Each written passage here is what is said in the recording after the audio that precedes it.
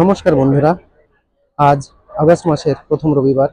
বিশ্বজুড়ে এই দিনটিতে পালিত হয় আন্তর্জাতিক বন্ধুত্ব দিবস। তো ভাবলাম আজকের এই দিনটিতে ঘুরে আসা যাক বন্ধুত্ব, ভালোবাসা, অবিশ্বস্ততার পীঠস্থান সেই জায়গাটি থেকে, যেখানে 12 বছরেরও কম সময়ের জীবনকালে 9 বছর 9 মাস 15 দিন কেউ অন্য কারোর জন্য অপেক্ষা করে কাটিয়ে দিয়েছিল আমৃত্যু।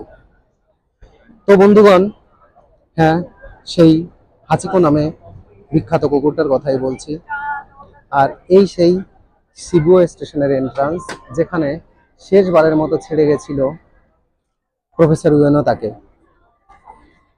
আর এখানেই তার অপেক্ষা চলেছে আমৃত্যু, এবং এখানেই তৈরি করা হয়েছে তার মূর্তি। তো বন্ধুগণ, হাচিকো নামে এই কুকুরটির জন্ম হয় আকিতা নামক নর্থ জাপানের একটি জায়গায় 1923 সালের নভেম্বর মাসে, এবং 1924 সালের জানুয়ারিতেই প্রফেসর উয়েনো, যিনি ইম্পেরিয়াল ইউনিভার্সিটি টোকিওর এগ্রিকালচার ডিপার্টমেন্টের প্রফেসর, তিনি তাকে নিয়ে আসেন, এবং তারপর থেকে এই পথ চলা শুরু হয় তাদের। এরপর প্রতিদিন হাচিকো তার প্রভুর সঙ্গে এই জায়গায় আসতেন, এবং এখান থেকে ট্রেন ধরে প্রভু চলে যেতেন তার কর্মক্ষেত্রে, এবং সে অপেক্ষা করতো এখানে। আর বিকেলে একসাথে দুজন ফিরে যেত। তারপর 1925 সালের মে মাস, প্রতিদিনের মতো তেমনি করেই ছেড়ে দেন তিনি তার প্রভুকে। কিন্তু ক্লাস চলাকালীন সেরিব্রাল হেমারেজের কারণে অসুস্থ হয়ে পড়েন তিনি এবং মৃত্যুবরণ করেন। আর ফিরে আসেননি তিনি। আর সেখান থেকেই হাচিকোর অপেক্ষার পর্ব শুরু হয় এখানে, এবং এখানেই তার সম্পর্কে সমস্ত ডিটেলস লেখা আছে এই জায়গাটায়।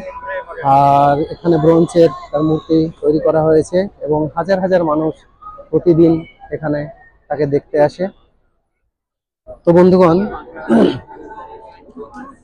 হাচিকোর 32 সালে যখন একটি জাপানি নিউজ পেপারে তার সম্পর্কে আর্টিকেল বেরোয়, এবং ধীরে ধীরে তার পরিচিতি বাড়তে থাকে, এবং তার মূর্তি যে প্রতিষ্ঠা হয় এখানে, এবং সে এখন বিশ্বস্ততার প্রতীক হিসাবে জাপানে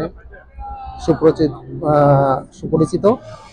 তো বন্ধুগণ, শেষ করার আগে শুধু এটুকুই বলবো যে প্রফেসর উয়েনো জানতেও পারেননি যে তার জন্য কেউ আমৃত্যু অপেক্ষা করবে। আর হাচিকো কোনোদিন জানতে পারেনি যে কেন তার প্রভু আর ফিরে এলো না। তো বন্ধুগণ, আমাদের জীবনে এমনই অনেক সময় থাকে যে আমরা জানতেও পারি না কে কোথায় অপেক্ষা করছে, বা আমরা কার জন্য কোথায় কিভাবে অপেক্ষা নিয়ে বসে আছি।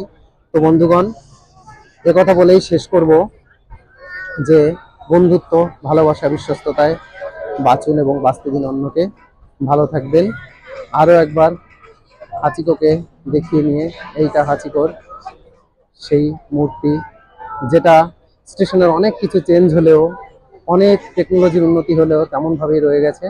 তো বন্ধুগণ, ভালো থাকবেন।